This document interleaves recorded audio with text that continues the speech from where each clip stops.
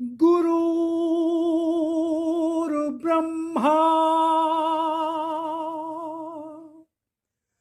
गुरुर्विष्णु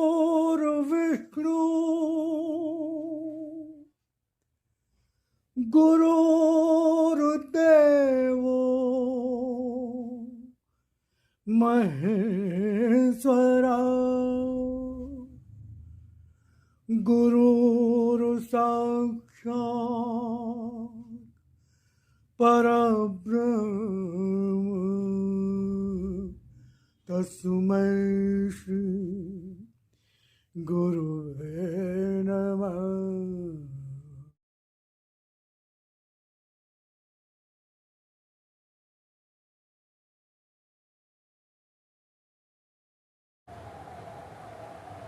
ओम जय राम जी की नमस्कार।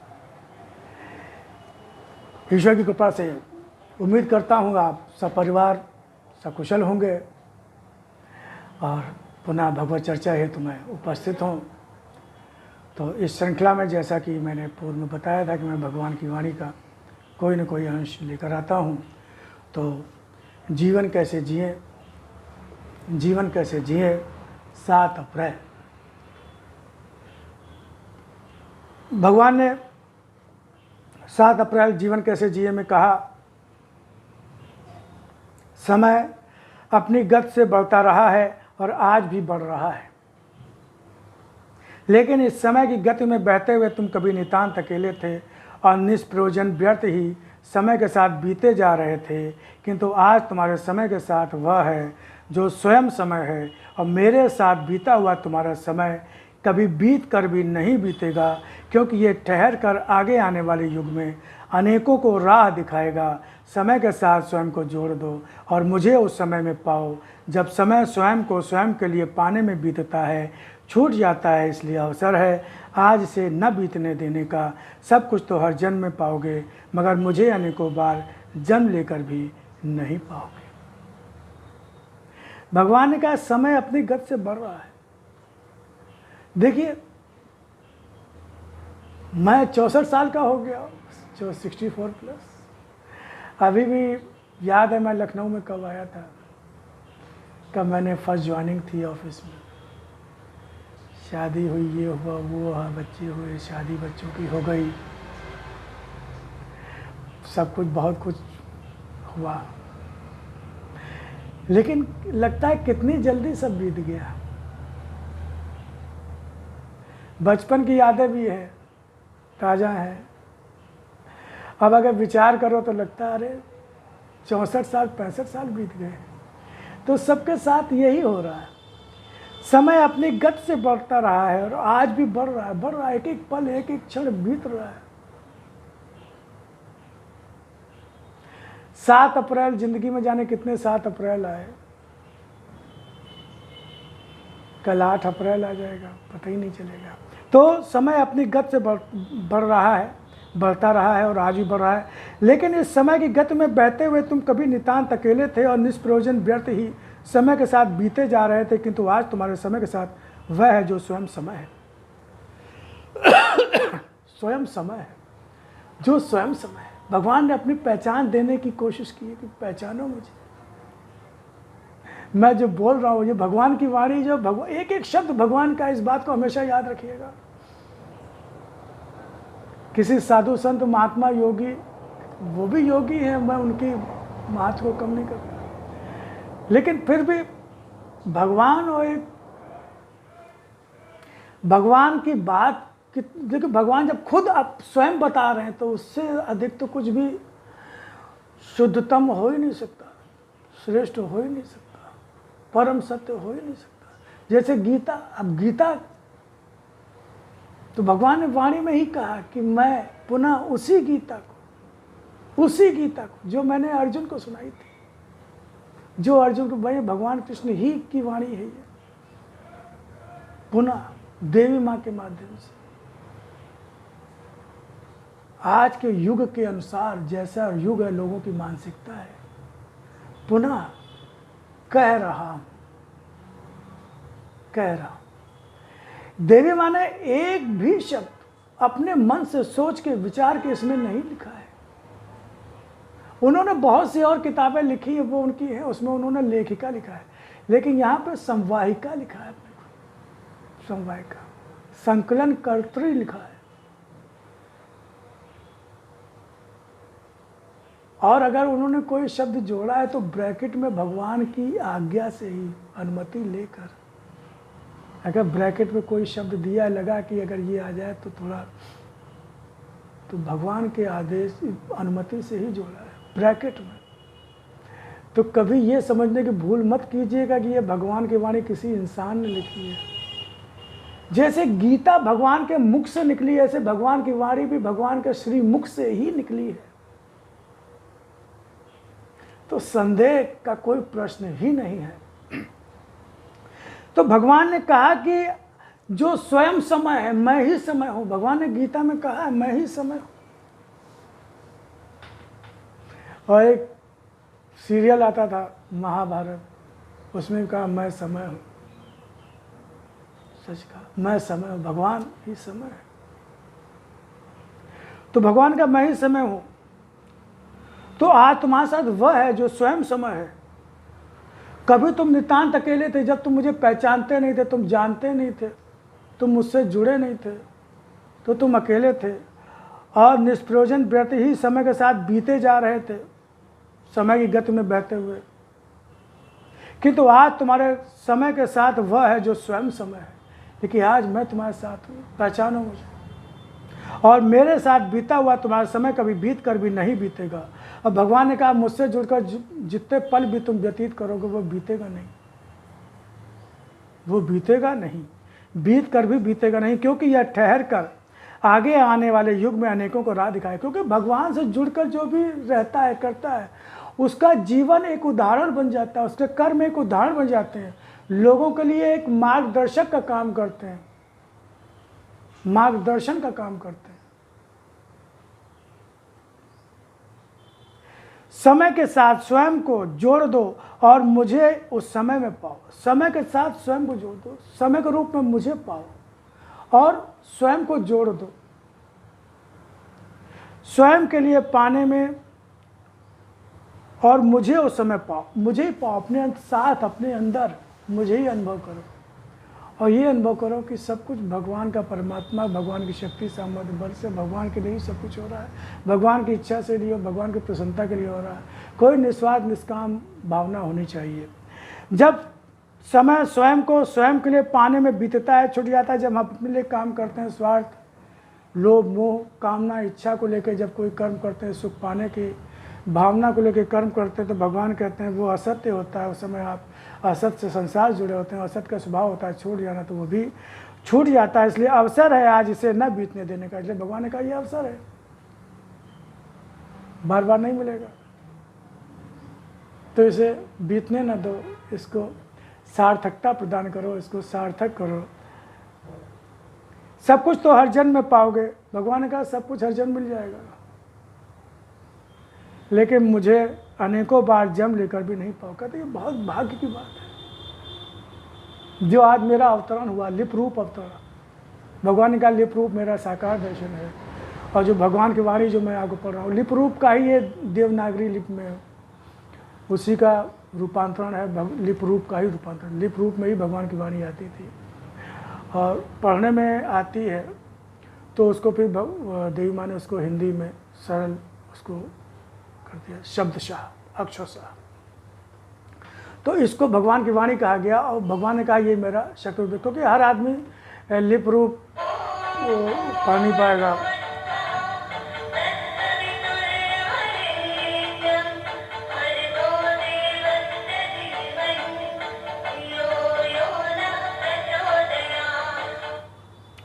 तो सब कुछ तो हर जन्म में पाओगे, मगर मुझे अनेकों बार जन्म लेकर भी नहीं पाओगे। तो भगवान ने कहा कि मुझे अनेकों बार जन्म लेकर भी नहीं पाओगे, तो ये बहुत भाग्यशाली हो जो भगवान की वाणी पढ़ने का, सुनने का अवसर प्राप्त हो रहा है। लेकिन भाग्यशाली तो वही है जो इसका सदुपयोग कर पाएगा और जो इसका अपने जीवन को सार्थक बनाने में मन वचन कर्म इसको धारण कर पाएगा, तदनुसार कर्म कर पाएगा, मुझे अपने से जोड़ पाएगा, वही भाग्यशाली हुआ। खाली भगवान की वाणी पढ़ लेना ही उसको सार्थकता प्रदान नहीं करेगा। जो मुझे पहचान कर मेरा हो जाएगा वही भाग्यशाली होगा। क्योंकि भगवान की वाणी तो बहुत से लोगों को देखने को पढ़ने को मिली है, उनको जानकारी मिली है, लेकिन लोगों ने उसको सुना कहता गीता ऐसे बोलते हैं जैसे गीता तो उनको मन में पूरी समाई हुई है। सब बहुत हल्के में गीता है। अरे गीता है, गीता है। गीता कितना महान ग्रंथ है, भगवान की वाणी थी वो। आप ऐसे बात, गीता है, गीता है, ये तो मुझे रोज पढ़नी चाहिए। ये भाव होना चाहिए था कि नहीं होना चाहिए, आप बताइए। लेकिन बहुत हल्के में लोग, गीता वो तो भगवान खुद कह रहे हैं गीता है। लेकिन भगवान जो रचनाकार है, गीता का रचनाकार है, वो अपनी रचना को पुनः नए रूप में, नए कलेवर में और अधिक विस्तार के साथ, स्पष्टता के साथ, कहाँ समझ पाए तुम उस गीता को? कहाँ समझ पाए उस गीता को?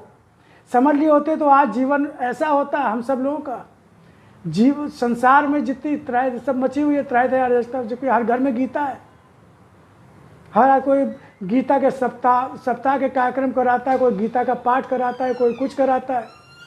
लेकिन जीवन अशांत और तनाव से भरा हुआ है। कहाँ समझ पाए गीता को? हम कहते हैं अरे ये तो गीता है। इसे हल्के से लिया, इसलिए जीवन हल्का हो गया हम सब लोगों का। तो अवसर है तो आज हम इसका लाभ उठाएं। अत्यंत शीघ्र ही सत्य का दर्शन इतना स्पष्ट, शक्तिशाली और प्रभावशाली होगा कि तुम्हारा भाग्य स्वयं तुम्हारे जीवन की स्थिति का निर्णय कर देगा। तुम्हें तुम्हारे भाग्य का निर्णय प्राप्त हो जाने के बाद क्या कुछ संवारने को बचेगा? भगवान ने कहा अत्यंत शीघ्र ही धैर्य रखो, धीरज रखो, अत्यंत शीघ्र ही सत्य का दर्शन इतना स्पष्ट, शक्तिशाली और प्रभावशाली होगा कि तुम्हें कब? जब तुम जुड़ोगे, जब तुम मेरे भगवान की वाणी से जुड़ोगे, मुझसे जुड़ोगे और उसको सच्चाई के साथ मुझसे प्रार्थना करते हो, मन वचन कर्म धारण करने का प्रयास करोगे, तो भगवान ने कहा कि इसका दर्शन इतना स्पष्ट, शक्तिशाली और प्रभावशाली होगा कि तुम्हारा भाग्य स्वयं तुम्हारे जीवन की स्थिति का निर्णय कर देगा। भाग्य स्वयं तुम्हारे जीवन की स्थिति का निर्णय कर देगा। इंतजार करो, तुम्हारे जीवन की स्थिति का निर्णय कर देगा कि तुम क्या पाया है तुमने। आनंद, तुम्हें तुम्हारे भाग्य का निर्णय प्राप्त हो जाने के बाद क्या कुछ संवारने को बचेगा? और जब सत्य से जुड़े हो, सत्य के लिए कर्म, तो भाग्य में परिणाम तो सत्य ही होगा ना, भगवान ही होंगे ना, आनंद ही होगा ना, पूर्ण ही होगा ना। भगवान तो पूर्ण है। जब भाग्य जो पूर्ण होगा, जब पूर्ण ही भाग्य बन जाएगा, भगवान ही भाग्य बन जाएगा, तो फिर क्या कुछ पाने को बचेगा क्या? यह निर्णय तब तक तुम्हारा अपना होगा जब तक अपने कर्मों पर, अपने जीवन पर तुम्हारा अपना अधिकार होगा। भगवान ने कहा यह निर्णय तुम्हारा तब तक तुम्हारा अपना होगा जब तक अपने कर्मों पर, अपने जीवन पर तुम्हारा अपना अधिकार होगा। जब तक हम कर्म स्वातंत्र का दुरुपयोग करते रहेंगे, मन चाहा कर्म करते रहेंगे, मन को नियंत्रण में नहीं रखेंगे, इच्छाओं कामनाओं को नियंत्रण में नहीं रखेंगे, और भगवान ने जो कहा है, भगवान ने जो आदेश दिया, जो आज्ञा दी है, उसकी अवहेलना करेंगे, अवज्ञा करेंगे, जैसा मन चाहा कर्म करेंगे, तो भगवान ने कहा तो फिर जो भाग्य का निर्णय मैं नहीं होऊंगा, फिर मैं तुम्हारा भाग्य नहीं, यानी अपना कर्म स्वातंत्र मुझे दे दो, अपने जीवन पर अधिकार मुझे दे दो, अपने कर्मों को पर अधिकार मुझे दे दो। कुछ कर्म उसके फल की आशा और प्राप्त का निर्णय लेकर ही तो करते हो, यानी निष्काम निस्वार्थ कर्म करना है। जब तक निस्वार्थ निष्काम कर्म नहीं करोगे, तब तक वो कर्म भगवान को अर्पित नहीं होंगे। जब तक भगवान को अर्पित नहीं होंगे, तब तक आनंद, भगवान की प्राप्ति नहीं होगी, पूर्णता नहीं मिलेगी। कुछ कर्म उसके, यानी कि जिंदगी में कोई अभाव नहीं रहेगा। कुछ कर्म उसके फल की आशा की प्राप्त का निर्णय लेकर ही तो करते हो, फिर वे फल जो निर्णय के रूप में तुम्हें मिलेंगे वे कैसे हैं, मीठे या कड़वे हैं, तुम जानो है कि नहीं। तुमने तो कामना की लेकिन उसका परिणाम तो तुम जानते नहीं हो। तुमने तो कहा अरे बढ़िया बेहतरीन मकान बन जाए, कैसे भी बन जाए, कुछ भी हो जाए, बस मकान तो बन गया। अब उसके खर्चे इतने, उसके झंझट इतने, उसका कर्जा इतना ऊपर लद गया, झेले नहीं चुक रहा है। हमारे एक थे मित्र, उधार ले लिवा के उन्होंने मकान ले लिया किसी तरह से। अब जो जमानत जिसने ली वो, अब वो जब उन्होंने नहीं, उन्होंने जमानत ली थी किसी की, जमानत ली थी उन्होंने, तो जिसकी जमानत ली थी वो भाग गया। अब जब वो भाग गया तो जो मकान उनका था, जो उन्होंने उधार लेके बनवाया था, कर्जा लदा हुआ था, एक किसी की जमानत ले ली उन्होंने,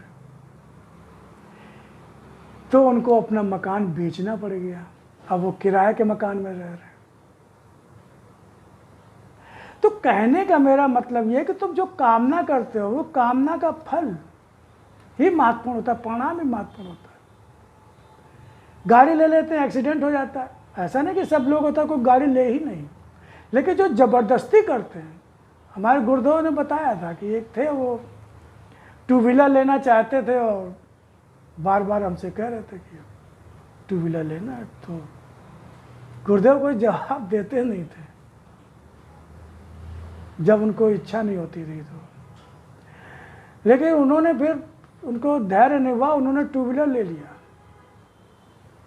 बताया कि गुरुदेव ने 2 व्हीलर ले लिया। अच्छा ले लिया, ठीक है ठीक है, अब ले लिया तो ले लिया, गुरुदेव क्या करें उसमें, गुरुदेव की आज्ञा तो थी नहीं ना सर, उन्होंने ले लिया। महीना 15 दिन हुए थे कि एक्सीडेंट हो गया, उनका पैर टूट गया, हाथ टूट गया, अस्पताल में भर्ती हो गए, महीनों पड़े रहे, हाथ पैर उनके ठीक नहीं हुए पूरी तरह से, बहुत रुपया खर्चा हुआ, गाड़ी थाने में जमा हो गई, अभी भी जमा है, कबाड़ हो गई। तो भगवान क्या कह रहे हैं कि जो कामना लेकर तुम कर्म करते हो उनका फल जो मिलेगा निर्णय के रूप में वो कैसे मीठे या कड़वे या तुम जानो, ये मेरी जिम्मेदारी नहीं है, क्योंकि तुमने मेरी सहमति से मेरी आज्ञा लेके तो तुमने किया नहीं, मुझे तो अर्पण करके किया नहीं, अपनी मर्जी से किया, काम क्रोध लोभ मोह में कामना के वशीभूत होकर किया। मुझ पर स्वयं को छोड़कर मेरे लिए कर्म करोगे तो निर्णय मेरा ही होगा। भगवान ने कहा मुझ पर स्वयं को छोड़कर, मुझे अपने को स्वयं मेरे चरणों में सौंप दो सबको, कि तुम कुछ नहीं करते। और सच्चाई है हम कुछ करते कहाँ, परमात्मा कुछ करता ही नहीं, करता होता तो घिसता, टूटता फूटता, पुराना होता। आत्मा उसी का अंश, वो भी कुछ नहीं करती, अक्रिय है, अकर्ता है, लेकिन कुछ न करते हुए भी सब कुछ वही करता है, उसी की अध्यक्षता में होता है, उसकी उपस्थिति में होता है। चलता तो पंखा है ना, खाली बिजली उससे जुड़ जाती है पंखे से, और जैसे ही बिजली जुड़ जाती है पंखा चलने लगता है। बिजली कट ऑफ हुआ, पंखा बंद। तो चल कौन रहा है, घूमने का कर्म कौन कर रहा है, पंखा कर रहा है, लेकिन बिना बिजली के नहीं चलता। ऐसे बिना आत्मा का शरीर कुछ नहीं कर सकता। मन बुद्धि चित्त अहंकार ये सब कुछ काम ही नहीं करेंगे, इंद्रियां कोई काम ही नहीं करेंगी। तो आत्मा कुछ ना करते हुए भी सब कुछ उसी के कारण होता, उसी के कारण होता। तो महत्वपूर्ण तो कारण हुआ ना, महत्वपूर्ण तो कारण हुआ ना। आत्मा निकल गई तो सारी पहलवानी खत्म हो जाती।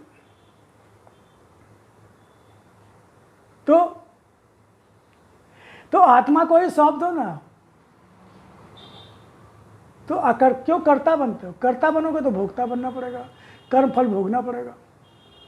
जब कर्ता नहीं बनेंगे, हम सोचेंगे कि भगवान इस शरीर में बैठा हमसे कर्म करवा रहा है। सही अर्थ में पाखंड न करना है कि कर रहे हो अपने मन की और कह दो भगवान ने किया। नहीं। शराबी एक हमारे दोस्त थे, मैं तो शराब बहुत पीते थे। उनके घर में कहा, पांडे जी तो समझाइए, बताइए। तो हम कहते थे उनको, अरे शराब क्यों पीते? तो हम थोड़ा भगवत चर्चा भी उनसे कभी कभी करते थे। हम कहते थे करने वाला भगवान है। तो वो यही लाइन बोल देते, अरे तुम तो कहते हो कि सब कुछ भगवान करता है, भगवान के बिना तो, उन इच्छा के बिना तो पत्ता भी नहीं हिल सकता, तो हम कैसे शराब पी सकते हैं? तो शराब तो हम भगवान की इच्छा से ही पी रहे हैं। हम कहा ठीक है, लेकिन जब दुख कष्ट भी पड़ता है, जब कोई कर्म करते हो सफल नहीं होते, तब भी कहा करो कि भगवान की इच्छा से सफल नहीं हुए, संतुष्ट हुआ करो। फिर क्यों करते हो कि हमने इतनी कोशिश की नहीं हुआ, या कोई सफलता मिल गई, कुछ काम हो गया तो मैंने किया, देखा मेरा दिमाग देखा, तब क्यों कर्ता बन जाते हो? जब कोई गलत कर्म करते हो, कोई कहता है कि गलत कर्म जब क्यों करते हो, कहते हो भगवान की इच्छा के बिना तो पत्ता भी नहीं हिलता। तो ये पाखंड है और इसका बहुत बड़ा दंड मिलता है, ये आप याद रखिएगा। तो अकर्ता बन के कर्म करना, भगवान ने कहा कि मुझ पर स्वयं को छोड़कर मेरे लिए कर्म करोगे, मेरे लिए कर्म करोगे, क्योंकि जब सब कुछ भगवान का ही है, सब कुछ भगवान ने ही दिया, ऐसा कुछ भी नहीं है जो हमने बनाया हो, सब कुछ भगवान। और बनाया भी तो भगवान की दी हुई वस्तुओं से ही बनाया, भगवान की बुद्धि से बनाया, दिमाग जो दिया है, समझ दी है, ज्ञान दिया है, शरीर दिया है, उससे बनाया है। तो हमारा तो कुछ है ही नहीं। तो सब कुछ बस यही चिंतन मनन के साथ में हर कर्म करना कि सब कुछ भगवान की शक्ति सामर्थ बल से उन्हीं के दिए हुए समय के अनुसार हो रहा है और उन्हीं के लिए हो रहा है। क्योंकि जब सब कुछ उन्हीं का, उन्हीं के लिए, तो अगर संसार में किसी के लिए भी कर रहे हैं तो वो भी तो भगवान का ही है, उसे भी भगवान ने तो यही मान लो ना। मेन तो है कि सोच बदलनी है ना, सोच, कर्म थोड़ी छोड़ना है, सोच बदलनी। कर्म तो सब वही करने हैं, सोच बदल लीजिए, भाव बदल लीजिए। बॉर्डर पर भी खड़ा हुआ व्यक्ति जो सैनिक होता है वो सैकड़ों लोगों को मार देता है, कोई मुकदमा थोड़ी चलता है उस पर। क्यों? सोच क्या होती है? देश की रक्षा होती है। वो अपने स्वार्थ के लिए नहीं कर रहा, अपने निजी फायदे लूटने के लिए या उसको द्वेष भाव से नहीं कर रहा, वो तो कर्म कर रहा है, अपना धर्म है उसका, देश की रक्षा। तो उसको बहादुरी का मेडल मिलता है। और अगर यहाँ आप द्वेष में, शत्रुता में, किसी लोभ लालच में किसी को मार दें तो आपको फांसी हो जाएगी। तो कर्म तो वो भी मार रहा है, उसने तो बहुतों को मारा, आपने तो एक को मारा, आपको फांसी हो गई। क्यों? क्योंकि आपका भाव गलत था, उसमें सोच गलत थी, और उसका भाव सोच अलग थी, तो उसको परिणाम उसका कुछ और हुआ। कर्म जबकि एक ही जैसा है। तो सोच बदलना है, कर्म नहीं छोड़ने, कर्म करना है, सोच बदलनी है। तो भगवान ने कहा अपने विश्वास को, तो भगवान ने कहा मुझ पर स्वयं को छोड़कर मेरे लिए कर्म करोगे तो निर्णय मेरा ही होगा, जो फल होगा वो मेरा ही होगा, और मेरा निर्णय में मैं ही होता हूँ। मेरे लिए कर्म करने में तो मैं ही मिलूंगा ना। फिर अपने विश्वास को दृढ़ करके वह करो जो तुम्हारा विश्वास हो। अपने विश्वास को दृढ़ कर, विश्वास, आत्मबल, विश्वास कि भगवान साथ में है, मैं जो भी कर रहा हूँ भगवान के लिए कर रहा हूँ, ये विश्वास दृढ़ करके कर्म करो। तो वो जो तुम्हारा विश्वास हो, विश्वास को दृढ़ करो। मुझ पर विश्वास है तो उस विश्वास को दृढ़ करो। मगर प्रतिपल बदलने वाला विश्वास होता ही नहीं है। विश्वास जो बदलता नहीं, वही विश्वास की अखंडता जैसा अखंड ही फल देता है। मगर प्रतिपल बदलने वाला विश्वास होता ही नहीं। विश्वास जो बदलता नहीं, वही विश्वास की अखंडता जैसा अखंड ही फल देता है। विश्वास, अविरल प्रेम, सुदृढ़ विश्वास, सुदृढ़ विश्वास जो बार बार बदले। आज हम गणेश जी की पूजा कर रहे हैं, कल हम शिव जी की पूजा कर रहे हैं, फिर हम राम जी की पूजा कर रहे हैं, फिर कृष्ण जी की पूजा कर रहे हैं, फिर किसी की पूजा कर रहे हैं, कभी किसी की पूजा कर रहे हैं, कभी कहीं भागे जा रहे हैं, कभी कहीं भागे जा रहे हैं। एक पे विश्वास दृढ़ है ही नहीं। किसी ने कहा नहीं वहाँ चले जाओ तो वहाँ चले, किसी ने कहा वहाँ चले वहाँ, विश्वास दृढ़ है ही नहीं। एक मूर्ति, एक माला, एक मंत्र, बस सबका सम्मान, सबका सारे रूप उसी, कोई छोटा बड़ा नहीं है। भगवान राम, श्री कृष्ण, हनुमान जी, शिव जी, लक्ष्मी जी, दुर्गा जी, जिनको भी आपकी मर्जी माने, सारे उसी के रूप है। भगवान ने कहा मैं ही हूँ, मुझ एक की शरण में हो जाओ, मुझे एक की शरण, मनमना भव मद भक्तो मध्याजी माम नमस्कुर। मनमना भव, मेरे हो जाओ, मद भक्तो, मेरी भक्ति करो, मुझसे प्रीत करो और मुझे ही प्रणाम करो। तो किसी एक को ले लो ना, जो तुम्हें अच्छा लगता हो, क्योंकि सारे रूप उसी के हैं। वो तो अलग अलग रूप उसके हैं, अलग अलग हिसाब से, जिसको जो रुच जाए, किसी में कोई कमी नहीं, सब पूर्ण है। तो जिसका विश्वास बदलता नहीं, तो उसका जिसका विश्वास बदलता नहीं है, तो वो अखंड ही, क्योंकि उसका विश्वास खंडित नहीं होता। तो जो खंडित विश्वास नहीं होता, जो अखंड विश्वास के साथ जो कर्म करता है, भगवान पर अखंड विश्वास के साथ, उसका फल भी अखंड ही होता है। अखंड कौन है? भगवान है, पूर्ण है। बार बार कोई फल आता दिखाई देकर भी प्राप्त न हो, या बीच में ही बिखर कर टूट जाए तो समझो दोष। यह नहीं कि फल पूरा क्यों नहीं मिला या पक कर क्यों नहीं मिला, यह समझो विश्वास ही पका नहीं था। अपने विश्वास में कमी समझना चाहिए। अगर हमारी इच्छा अनुसार जो कर्म हम कर रहे हैं, अब भगवान का भक्त तो भगवान के लिए कर्म करता है, भगवान को सोच के। संसार में भी लोग होते हैं जब पूरे मन से कर्म करते हैं पूरा, तो वो उनको 90% जो है 80% लोग सफल ही हो जाते हैं। साधना, वो भी साधना बना लेते हैं। बहुत से लोग एक से एक बड़े संगीतकार हुए, एक से एक बड़े गायक हुए, गीत का जो अमर हो गए। उन्होंने सब कुछ झोंक दिया अपना, उसी को भगवान का स्वरूप मान लिया उन्होंने। तो अखंड विश्वास, अखंड ईश्वर पे, ईश्वर के पे। अब लता जी के बारे में मैंने सुना कि वो तो अविवाहित थी, और एक कार्यक्रम में किसी ने देख के उनके साथ में वो सिंदूर भरती थी मांग में।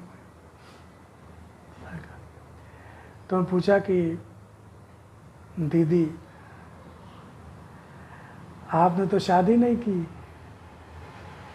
तो ये मांग में सिंदूर किसके नाम का है? तो लता जी ने कहा,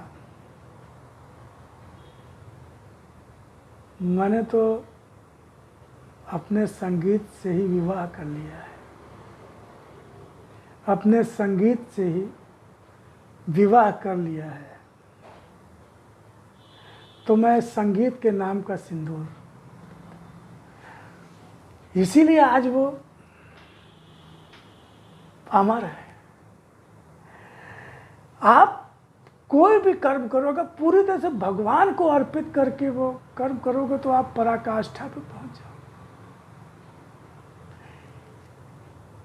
सोच बदलनी है और भगवान से जोड़, क्योंकि सब कुछ का स्रोत ही भगवान का है।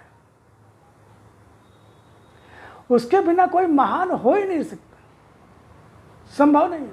सारे गुण उसी की दिव्यता है। तो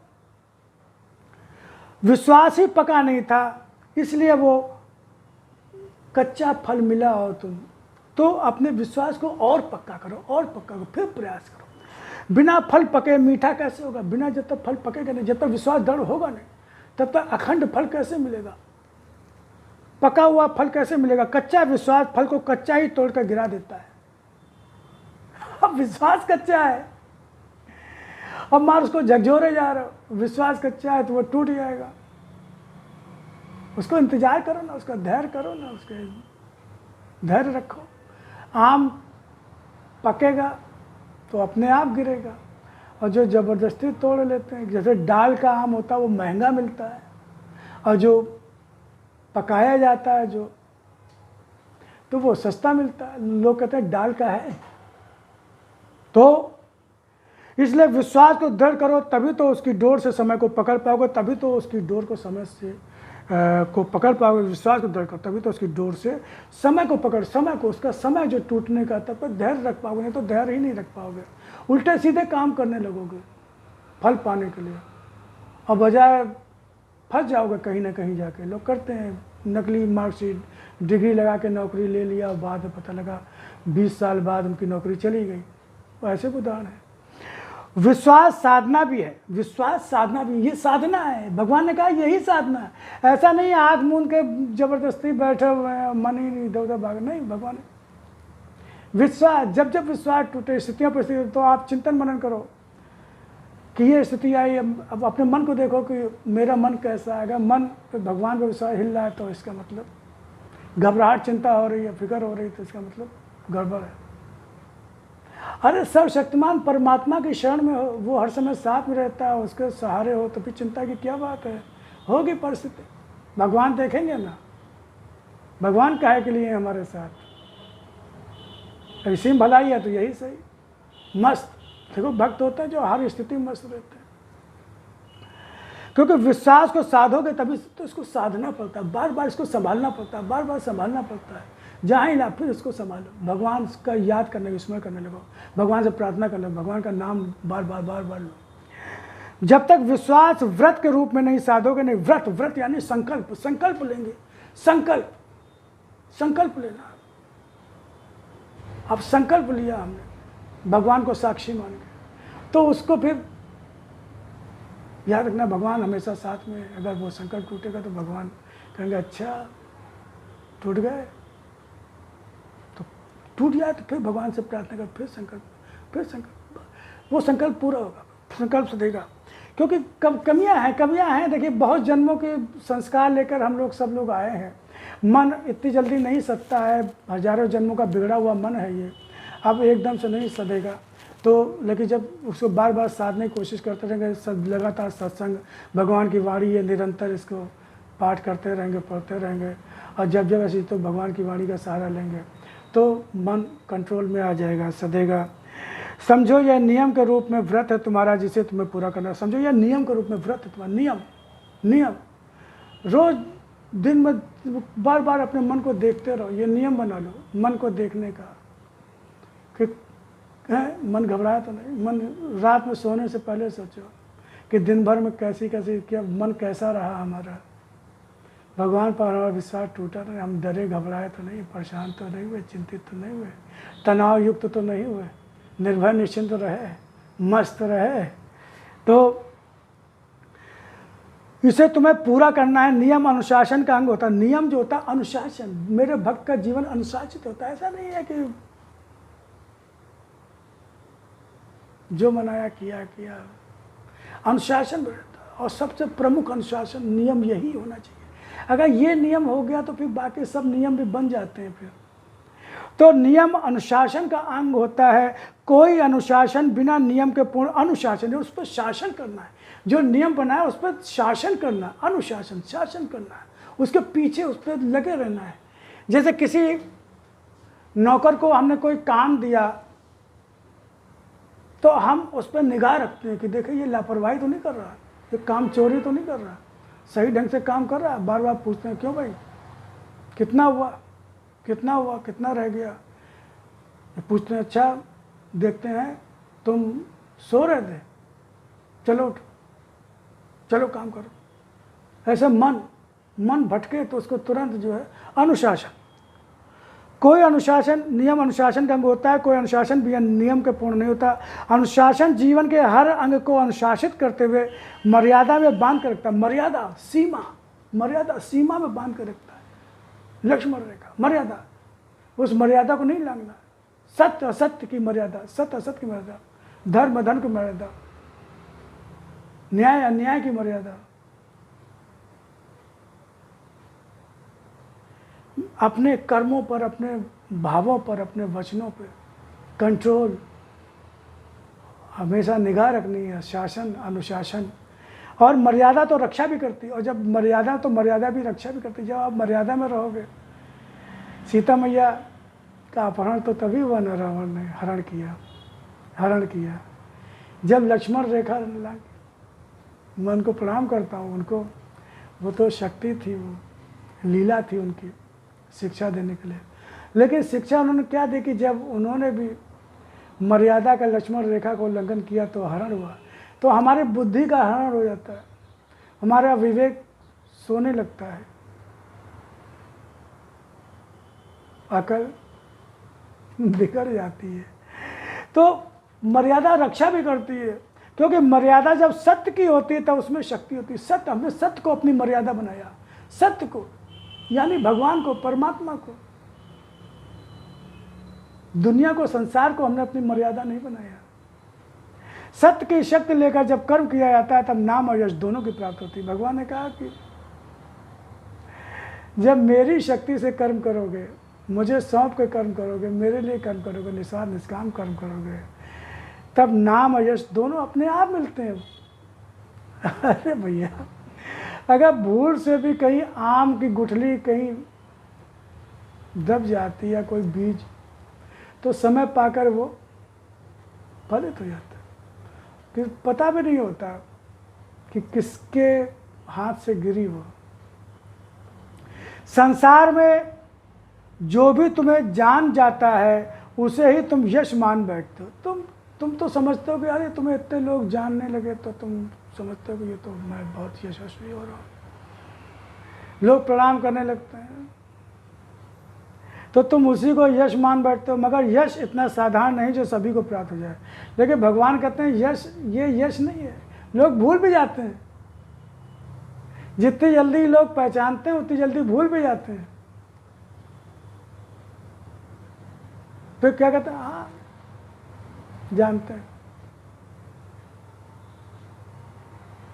और कहते हैं हाँ जानते हैं, उनको पता है।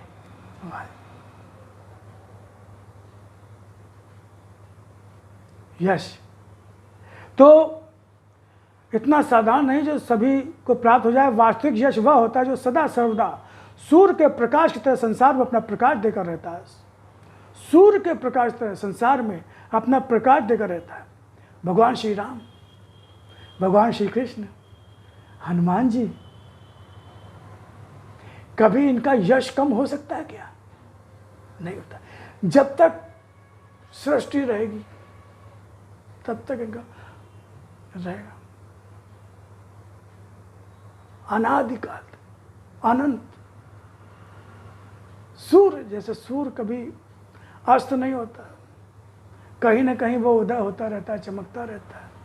ऐसे ही भगवान ने कहा जो सत्य से जुड़कर जो कर्म करता है तो उसका यश भी यशस्वी होता, मतलब अमर होता, नश्वर नहीं होता। सांसारिक कर्म से जो यश मिलता है वो नश्वर होता है, नष्ट होने वाला होता है, क्षरण होता है।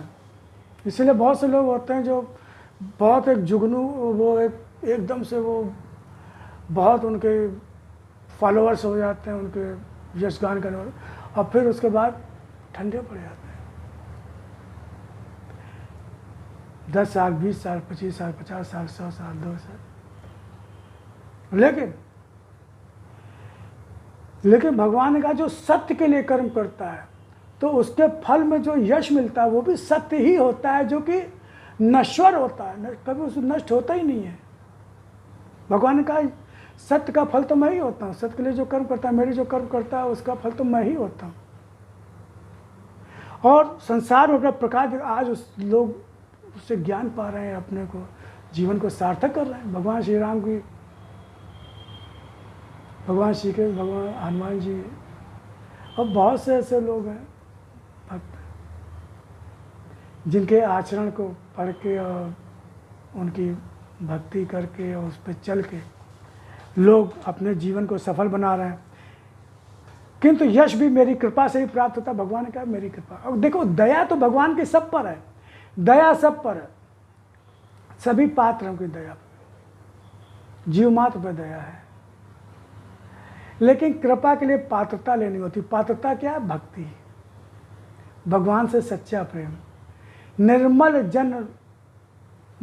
मन जन सो मोहि पावा, मोहि कपट छल छिद्र न भाव। सरल हृदय जो हो, जिसके अंदर काम, क्रोध, लोभ, मोह, आसक्ति, द्वेष, ईर्ष्या, कामना, ये सब ना हो। सरल हो, सरल, जो सिर्फ मुझे ही चाहता हूँ, मुझसे ही प्रेम करता हो, मेरे लिए वो सर्वस्व निछावर करने के लिए तैयार रहता हूँ, तो उस पर मेरी कृपा हर क्षण की रहती है। कृपा, संरक्षण, आशीर्वाद, 3 रत्न भगवान के पास है। कृपा, संरक्षण और आशीर्वाद।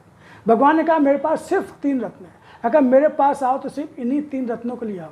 संसार मेरे पास नहीं है, असत्य मेरे पास नहीं, मैं सत्य सत्य ही देता हूँ। और मेरे पास 3 रत्न है, कृपा संक्षेम आशीर्वाद। मैं अपने भक्त को, परम भक्त होता है उसको 3 रत्न देता हूँ, कृपा संक्षेम आशीर्वाद। और ये पाने के बाद उसको दुनिया की कोई अभाव, कोई समस्या, कोई प्रॉब्लम होती नहीं, हो सकती नहीं, संभव ही नहीं। उसके जैसा आनंद और भाग्यशाली अनंत कोट त्रिलोक में फिर कोई नहीं होता। तो यदि वह यश तुम्हें प्राप्त हो, अगर ऐसा यश तुमको मिल जाए जिस रूप में मैं ही हूं, मेरे कर्म करके प्राप्त हुआ है, तो समझना तुम्हें मैं प्राप्त होता हूं। समझो तुम्हें मैं प्राप्त हो गया अपने, क्योंकि भक्त की भक्ति का फल तो उसका आराध्य ही होता है, ये समझना पड़ेगा। देखो, सांसारिक उपलब्धियों से भक्ति को नापो तोलो मत, भटक जाओगे। ये सोचोगे कि मैं भक्ति कर रहा हूँ तो मेरे पास रुपया पैसा क्यों नहीं है, मेरे पास मकान क्यों नहीं है, लड़की की शादी क्यों नहीं हुई, लड़का क्यों नहीं हुआ, मैं शरीर में रोग क्यों आते हैं ना। भक्ति से इसका कोई लेना देना नहीं होता, ये तो हमारे भोग हैं। और भगवान की परीक्षा भी हर तरह से होता है। भगवान अपने भक्त को ठोक बजा के मजबूर करके, जैसे हम लोग घड़ा खरीदने जाते हैं ना, तो टक टक कर देखते हैं कि पका है, मजबूत है कि नहीं है, तभी। तो भगवान भी भक्त को अपने गले का हार तभी बनाते जब देखते हैं वो पका है कि नहीं। हर स्थिति परिस्थिति में उसका विश्वास जो मुझ पर है वो जरा सा भी हिलता तो नहीं है, प्रेम उसका कम तो नहीं होता है, भटकता तो नहीं है। उसी को भगवान अपने गले के, और फिर ऐसे भक्त को फिर सब कुछ मिलता है, यश भी मिलता है, यश मिलता है। मीरा जी की बात करता हूँ, उनका यश कभी कम हो सकता है क्या?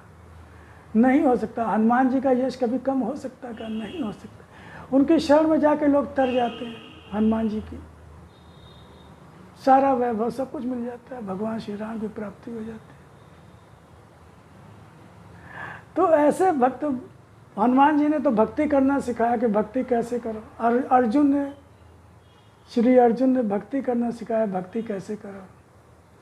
हम तो सिर्फ नाम कीर्तन गाते हैं, लेकिन उनसे कुछ सीखते ही नहीं, अपने जीवन में कुछ धारण करने की कोशिश ही नहीं करते कि हनुमान जी ने पूरे जीवन क्या किया, कैसे जीवन जिया, अर्जुन जी ने कैसे अपना जीवन जिया, क्या किया, कैसे भगवान की आज्ञा का पालन किया, कैसे अपने जीवन को भगवान के चरणों से। हम कहाँ करते हैं?